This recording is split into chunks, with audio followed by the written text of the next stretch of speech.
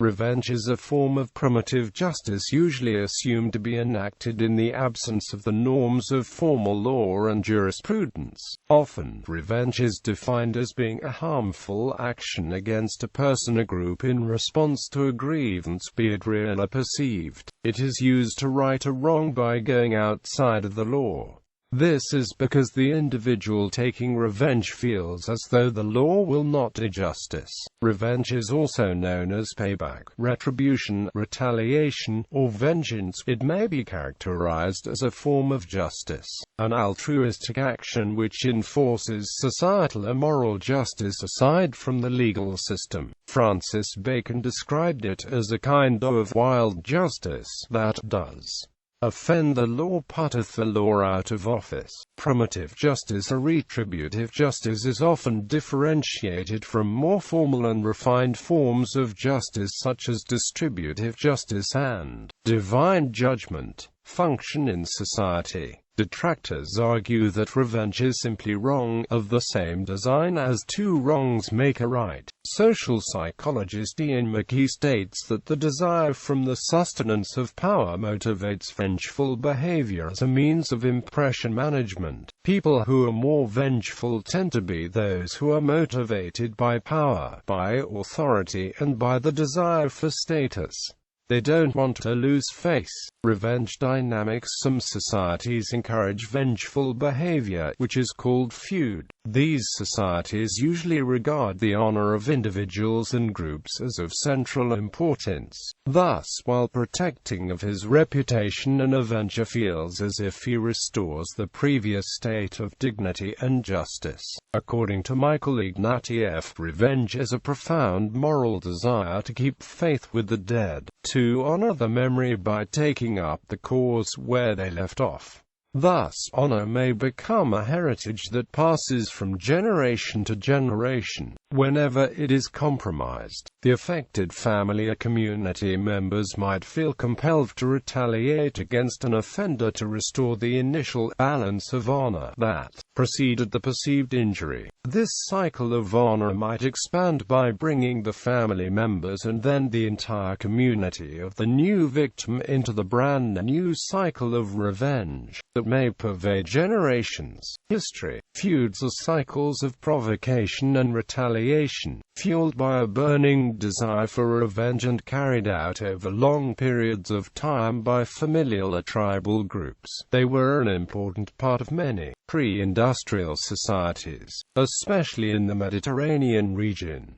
They still persist in some areas, notably in Albania with its tradition of giak maha or blood feuds. During the Middle Ages, most would not regard an insult or injury as settled until it was avenged, or at the least paid for. Hence, the extensive Anglo-Saxon system of were-guilt payments, which placed a certain monetary value upon certain acts of violence in an attempt to limit the spiral of revenge by codifying the responsibility of a malefactor. Blood feuds are still practiced in many parts of the world, including Kurdish regions of Turkey and in Papua New Guinea, honoring one's family, clan, or lord through the practice of revenge killings.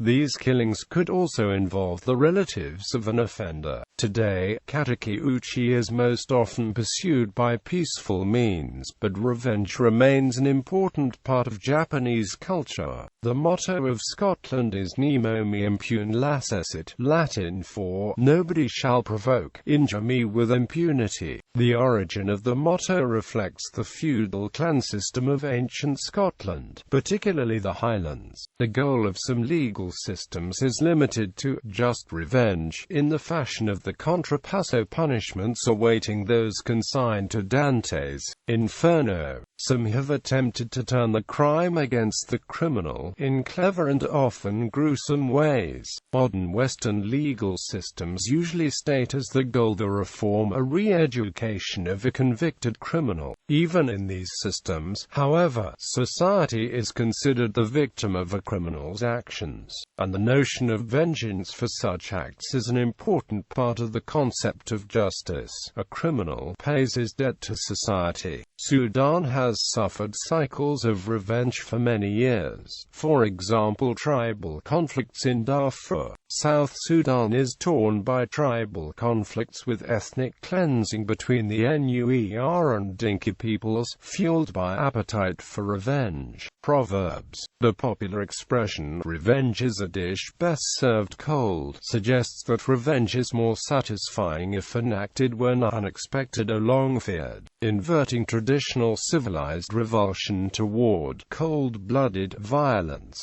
The idea's origin is obscure. The French diplomat Charles Maurice de Talleyrand Périgord has been credited with the saying, "La vengeance est un mot que l'on doit manger froid," albeit without supporting detail. It has been in the English language at least since the 1846 translation of the 1845 French novel Mathilde by Joseph-Marie Eugène Sue. La vengeance chez mange très bien froid. They're italicized as if quoting a proverbial saying, and translated, "Revenge is very good eaten cold." It has been wrongly credited to the novel Les Liaisons Dangereuses. Its path to modern popularity may begin with the 1949 film Kind Hearts and Coronets, which had revenge as a dish which people of taste prefer to eat cold. The familiar wording appears in the film Death Rides a Horse, in the novel The Godfather by Mario Puzo, as if from an old Klingon proverb, in the film Star Trek II, The Wrath of Khan, and again in the title sequence of the Quentin Tarantino film Kill Bill, Volume 1, where it was jokingly cited as a Klingon proverb. The phrase has also been credited to the Pashtuns of Afghanistan. Another proverb states, "Before you embark on a journey of revenge, dig 2 graves." Another version proposes that a son who does not take revenge for his parents is not of son.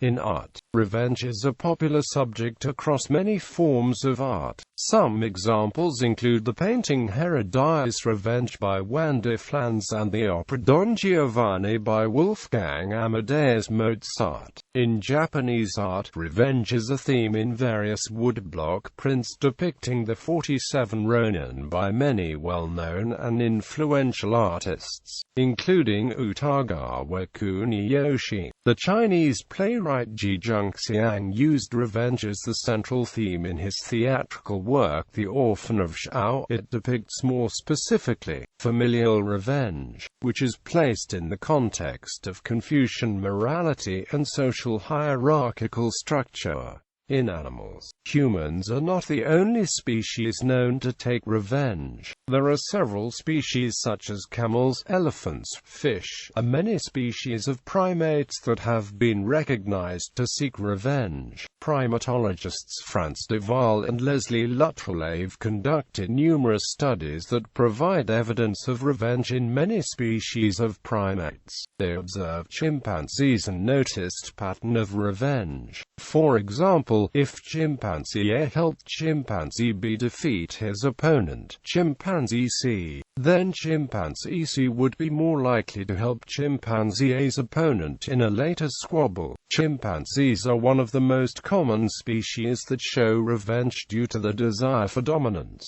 Studies have also been performed on less cognitive species such as fish to demonstrate that not only intellectual animals execute revenge,